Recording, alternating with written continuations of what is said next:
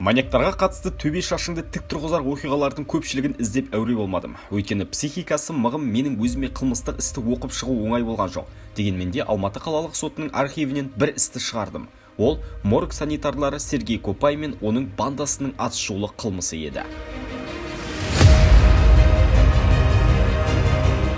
Бұл алматылық адам жегіш үшеуі өздерін қаланың жезөкшелер тұратын көшелердің санитарымыз деп есептеген. Бұрынғы милиционер Сергей Копай мен туысы Евгений Турочкин және фельдшер Михаил Вершинин 9 әйелді өлтіріп жеп қойған. Үшеуі де қылмыс жасаған кезде психоневрологиялық диспансерде жұмыс істеген. Адам жегіштердің құрбандығы жезөкшелер еді. Оларды пәтеріне ертіп әкеліп, арақ беріп, есірткі салып, асқан айуандықпен зорлап, соңынан пышақтап, немесе буындырып өлтіретін. Одан кейін өлі денені жіліктеп, етін кәуіпқа дайындап, ет турағыштан өткізіп, одан жасаған тамақты өздері ғана жеп қоймай, бөтелкелестерін де қонақ еткен. Қылмыстық іс бойынша алғашқы өлім 1998 жылдың 30 сәуірінде тіркеліпті. Сол күні Сергей Копай Сейфуллин және Крамской көшесінің қиылысында жасы 20-25 шамасындағы еуропалық нәсілді қызбен танысады. Ол да өзге қыздар секілді Алматы бір теміржол вокзалының маңында жезөкшелікті кәсіп қылатын.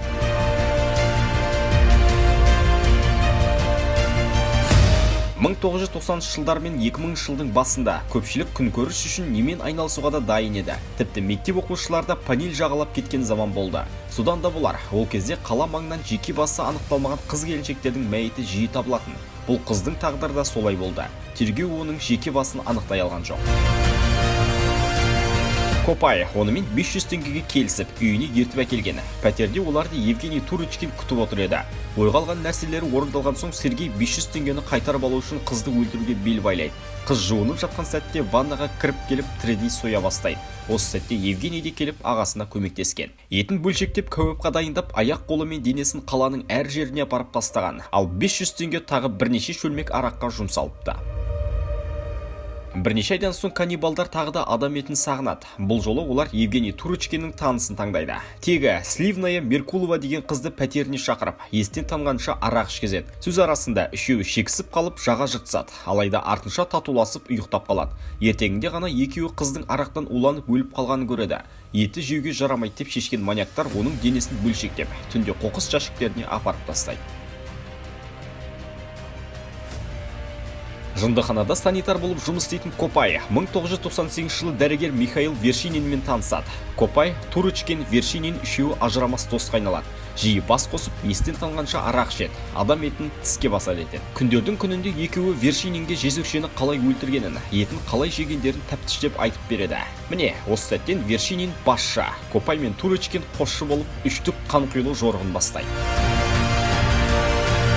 Тергеушілер бұлардың психотропты препарат, валиум диазепамды қайдан алған анықтай алмады. Бұлар адам өлтіру үшін дәл осы дәріні пайдаланған. 1999 жылдың қаңтарынан наурызына дейін үштік 5 адамды өлтірген. Сценарий бұрынғыдай. Қылмыстың бәрі Копайдың үйінде Шевченко 96, 11-ші пәтерде жасалған. Екеуі Сейфуллин көшесін торуылдап қыз іздейді. Біреуі үйде дайындалып күтіп отырады.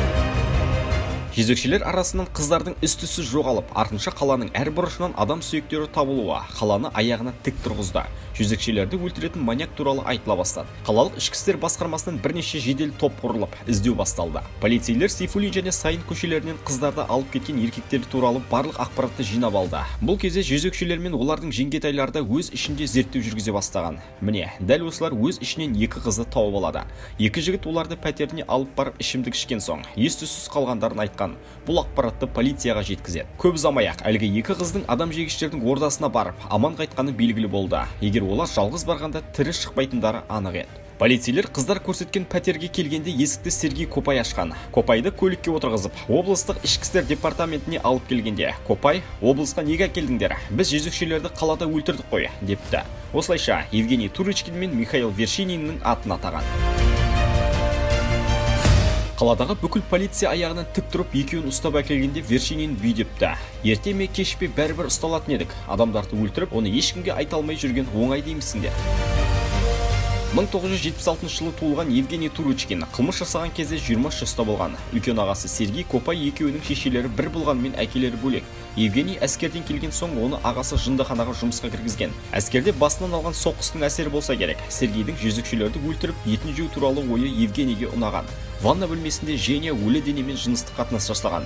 Өлі дене қарсыласпайды, қалағаныңды істейсің дегенде де көп нәрседен хабар берсе керек.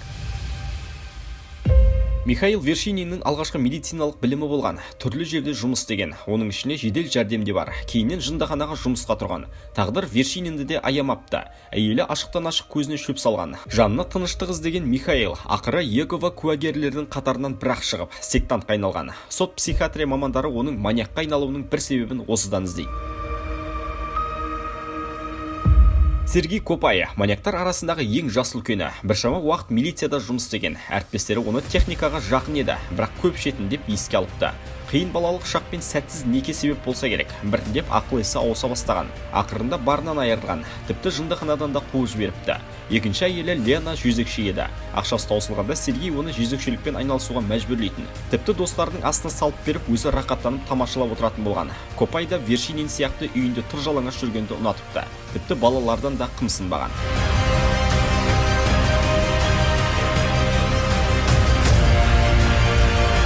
Міне, өмірде жолы болмаған 3 маньяк бұл әлемде жеңіл жүрісті қыздардан осылайша тазартпақ болыпты. Тергеу кезінде қыздарды қалай өлтіргендерін, етін қалай жегендерін тамсанып отырып баяндап берген. Сергей Копай, Михаил Вершинин және Евгений Туручкиннің әрекеттерін психиатрлар қылмыс жасаған кезде ақыл есі дұрыс болған деп бағалады. 2001 жылы 28 қыркүйекте Алматы қалалық соты адам жегіш үшеуді өлім жазасына кесті.